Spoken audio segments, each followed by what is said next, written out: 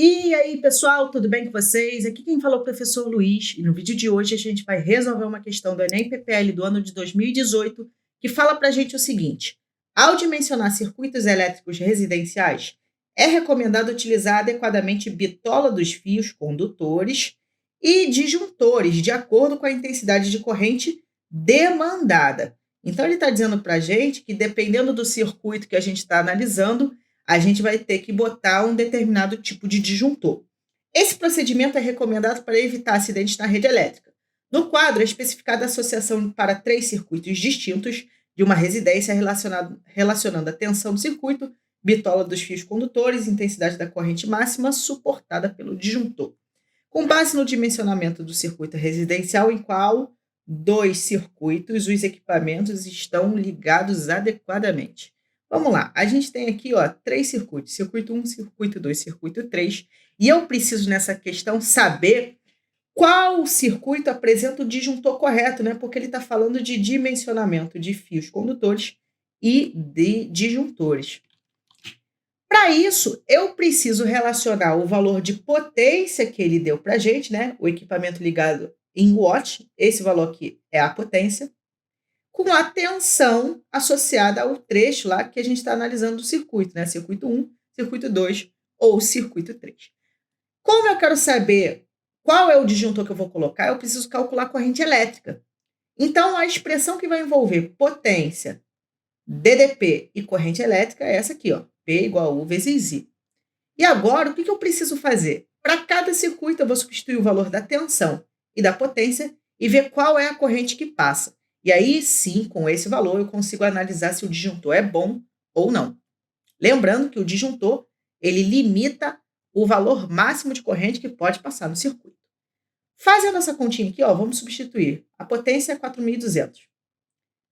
A DDP vai ser 110. E a corrente a gente quer calcular. Se você pegar esse 110, ele está multiplicando, ele vai passar para o outro lado, dividindo. Então, você vai ter 4.200 divididos por 110, e isso vai ser a corrente elétrica que passa no circuito 1. E aí, posso simplificar o zero aqui com zero aqui, vai ficar 420 por 11. Se você fizer essa continha, você vai encontrar aproximadamente 38 amperes. Veja que vai passar 38 amperes e esse disjuntor aqui suporta até 20. Significa dizer que quando passar essa corrente de 38, ele vai desarmar. Então, ele não é um bom disjuntor. Um bom disjuntor seria um que permitisse passar uma corrente um pouco superior a 38 amperes, né? Por exemplo, 39. Dessa forma, o circuito 1 ele já vai estar errado, porque esse disjuntor não está adequado para o circuito em questão. Vamos analisar o circuito 2. O circuito 2, ele vai ter a tensão de 220 e a potência de 4.200. A gente vai fazer o mesmo cálculo, U vezes I. E aí vamos substituir os valores. A potência vai ser 4.200, a DDP vai ser de 220 e a corrente elétrica vai ser um valor que a gente vai descobrir. Novamente, eu vou pegar esse 220, está multiplicando, passar para o outro lado, dividindo. A gente vai ter 4.200 divididos por 220. E isso vai ser o valor da corrente elétrica que eu estou querendo encontrar. Eu vou cortar os zeros. E dessa vez a gente vai encontrar um valor próximo, tá bom? De 19,09 amperes. O que você poderia ter percebido é o seguinte: se a DDP dobrou, né? Nesse caso a DDP aqui daqui para cá aumenta, a corrente elétrica cai pela metade. Então você poderia dividir direto por 2 aqui o valor da corrente e você já encontrava aqui 2 era 19 amperes. Você poderia fazer isso muito mais rápido. Olhando aqui, a corrente vai ser 19 e o disjuntor é de 20. O disjuntor ele é ligeiramente maior dessa vez. Então, a gente vai ter um disjuntor que ele vai funcionar adequadamente para o circuito que ele foi colocado. Então, aqui, nessa situação, o circuito 2 tá certinho. Então, as respostas que a gente tem que procurar tem que envolver o 2 e excluir o 1. Então, a letra A está fora. A 2 pode ser, a 3 não, né? Não é apenas no circuito 3. E a letra D já foi embora. Resta nos saber se o circuito 3 ele vai estar adequado ou não. E para isso a gente vai fazer a mesma coisa.